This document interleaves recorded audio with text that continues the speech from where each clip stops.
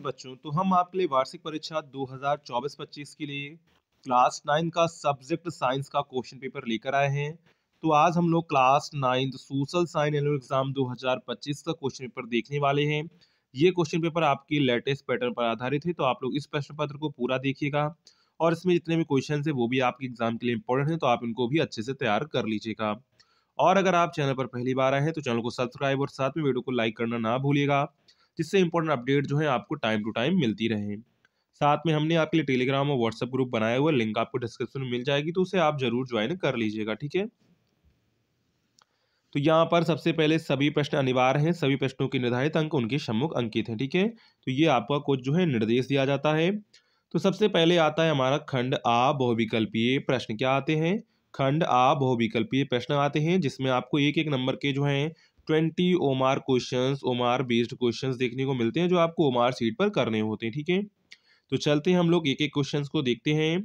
तो सबसे पहला क्वेश्चन है, कोई यात्री गतिमान रेलगाड़ी में एक सिक्का उछालता है तो सिक्का उसके पीछे गिरता है, इसका अर्थ है कि रेलगाड़ी की गति त्वरित है, एक समान है, अवमंदित है, वृत्ताकार पथ के अनुदिश है। तो यहाँ पर राइट आंसर क्या हो जाएगा?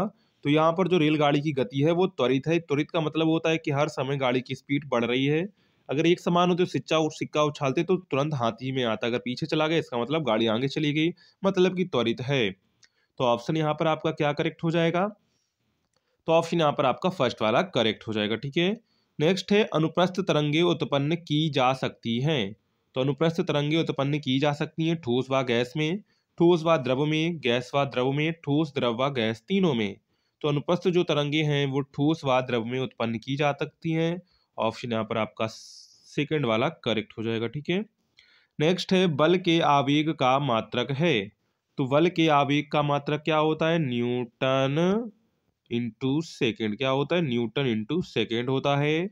अगर हम लोग ऑप्शन देखें तो ऑप्शन यहाँ पर newton, newton into metre, newton प्रति सेकेंड। ऑप्शन यहाँ पर आपका थर्ड वाला करेक्ट हो जाएगा। ठीक है, नेक्स्ट है, यदि दो राशियों के बीच ग्राफ एक सरल रेखा हो तो दोनों राशियां क्या होंगी? तो दोनों दोनों राशियां जो है अनुक्रमानुपाती होंगी। क्या होंगी?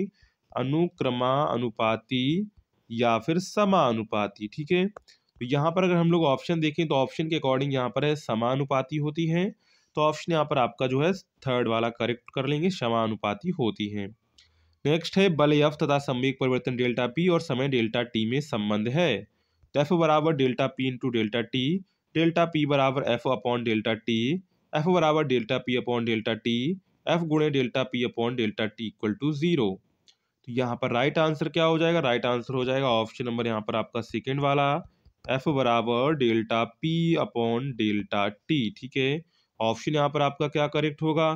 तो ऑप्शन यहाँ पर आपका जो है थर्ड वाला करेक्ट हो जाएगा। ठीक है, नेक्स्ट है, एक पिंड h ऊंचाई से गिर रहा है, h/2 ऊंचाई से गिरने के पश्चात इसमें होगी केवल स्थितिज ऊर्जा, केवल गतिज ऊर्जा, आधी स्थितिज ऊर्जा और आधी गतिज ऊर्जा, अधिक गतिज ऊर्जा और कम स्थितिज ऊर्जा। तो यहाँ पर राइट आंसर क्या होगा? राइट आंसर होगा आधी स्थितिज ऊर्जा और आधी गतिज ऊर्जा होगी।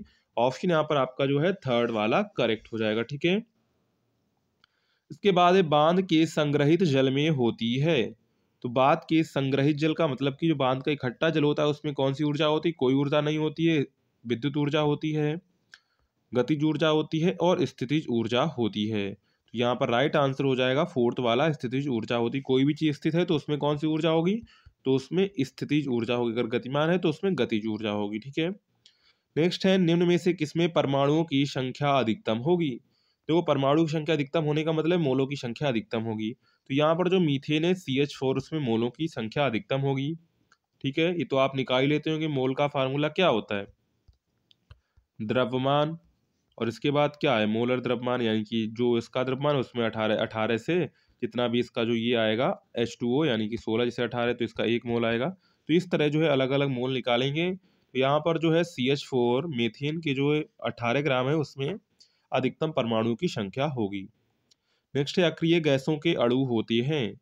तो अक्रिय गैसों के जो अणु होते हैं वो कैसे होते हैं? वो एक परमाणुक होते हैं। क्या होते हैं? एक परमाणुक होते हैं। ठीक है, तो ऑप्शन यहाँ पर आपका क्या करेक्ट हो जाएगा? तो ऑप्शन यहाँ पर आपका जो है फर्स्ट वाला करेक्ट हो जाएगा। ठीक है, नेक्स्ट है ग्रीष्म काल में जल को मिट्टी के बर्तन में रखने पर किस परिघटना के कारण वह ठंडा हो जाता है। तो किस परिघटना के कारण वो ठंडा हो जाता है, तो वो बाष्पोत्सर्जन की घटना के कारण ठंडा हो जाता है। तो ऑप्शन यहाँ पर आपका जो है सेकेंड वाला करेक्ट हो जाएगा, वाष्पोत्सर्जन। क्या हो जाएगा, वाष्पोत्सर्जन। ऑप्शन यहाँ पर आपका जो है सेकेंड वाला करेक्ट हो जाएगा, ठीक है। नेक्स्ट है H2O जल में हाइड्रोजन तथा ऑक्सीजन के द्रव्यमानों का अनुपात है। तो यहाँ पर जो अनुपात आएगा वो आएगा 2:1, क्योंकि यहाँ पर हाइड्रोजन ऑक्सीजन यहाँ पर होना चाहिए था मोलों का अनुपात। द्रव्यमानों का अनुपात तो आएगा, हाइड्रोजन का द्रव्यमान कितना हो जाएगा, 2 हो जाएगा, इसका कितना हो जाएगा 16, तो 1:8 आएगा। लेकिन यहाँ पर तो 1:8 ऑप्शन है ही नहीं। अगर हम लोग इसके मोलों की बात करें तो हाइड्रोजन के यहाँ पर 2 मोल, ऑक्सीजन का 1 मोल, तो 2:1 हो जाएगा, ठीक है। तो ऑप्शन यहाँ पर आपका क्या करेक्ट हो जाएगा, तो ऑप्शन यहाँ पर आपका फर्स्ट वाला करेक्ट हो जाएगा, ठीक है। नेक्स्ट है निम्न में से कौन सा तत्व कमरे के तापमान पर द्रव है। तो क्या होता है, पारा जो है वो कमरे के तापमान पर द्रव होता है, सोडियम पोटेशियम पारा चांदी। तो यहाँ पर राइट आंसर क्या हो जाएगा, राइट आंसर हो जाएगा पारा, ठीक है। नेक्स्ट है निम्न वाक्यों को पढ़कर सही विकल्प का चयन कीजिए।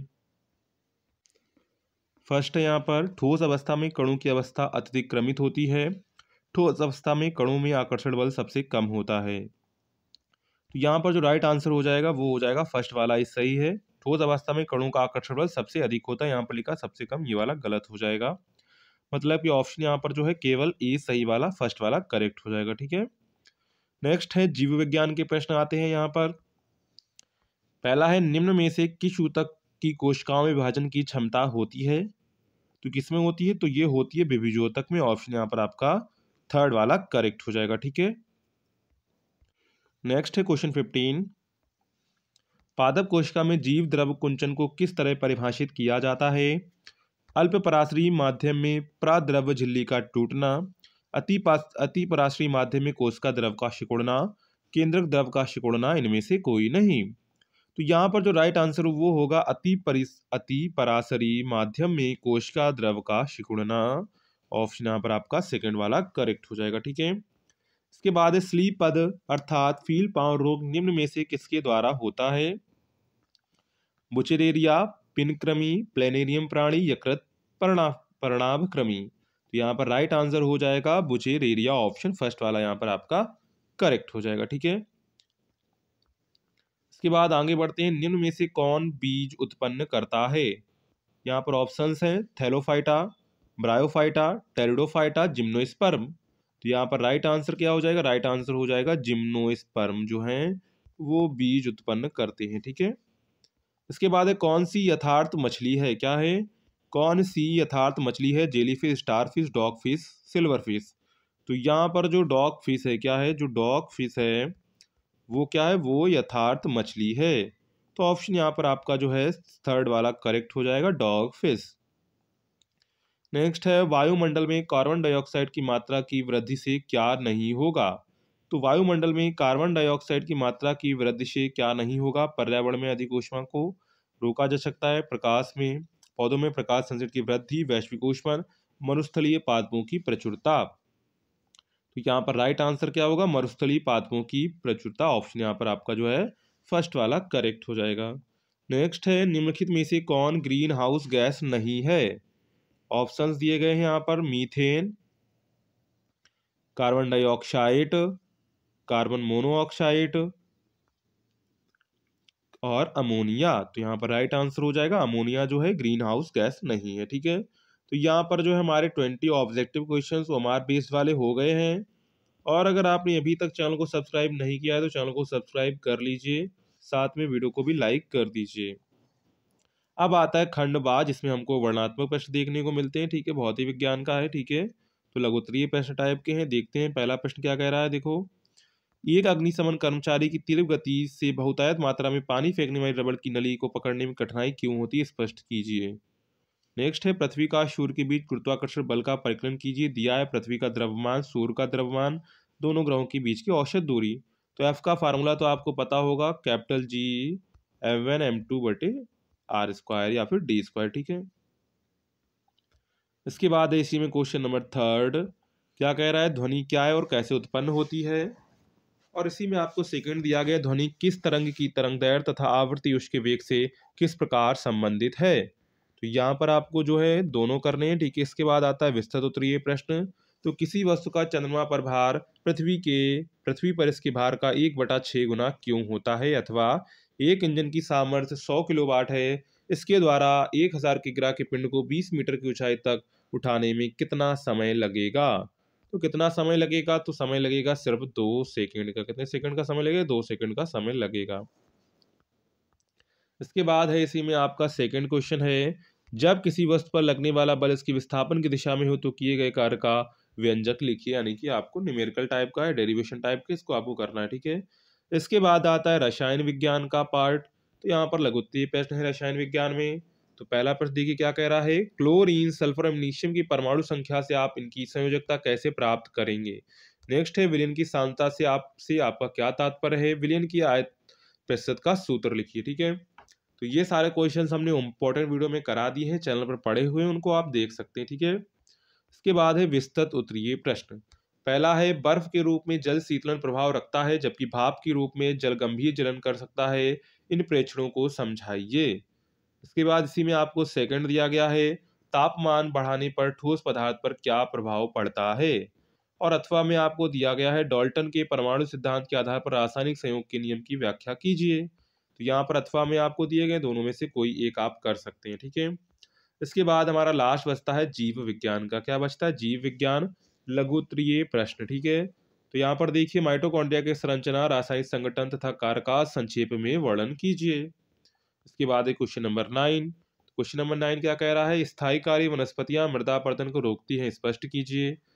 10वां है, फसल की सुरक्षा के लिए निरोधक विधियां तथा जैव नियंत्रण के लिए अच्छा समझा जाता है। इसके बाद है विस्तृत उत्तरीय प्रश्न।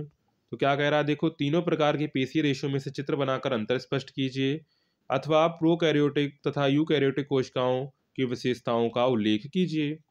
इसी में आपको सेकंड किया करके दिया गया है, इसी का सेकंड पार्ट है अथवा का, कोशिका झिल्ली को बनाने में लिपिड तथा प्रोटीन संश्लेषण कहाँ होता है, प्रोटीन का संश्लेषण कहाँ होता है। तो आप ये कर सकते हैं, ठीक है। तो ये आपका पूरा जो है क्लास 9th का साइंस का एनुअल एग्जाम का क्वेश्चन पेपर, ईयरली एग्जाम का हमने आपको दिखा दिया है। इसी पैटर्न पर आपको जो है क्वेश्चंस देखने को मिलेंगे, तो आप इसी तरह अपनी तैयारी करके जाइएगा। और अगर आपने अभी तक चैनल को सब्सक्राइब नहीं किया तो चैनल को सब्सक्राइब कर लीजिएगा। मिलते हैं नेक्स्ट वीडियो में, तब तक के लिए जय हिंद बच्चों।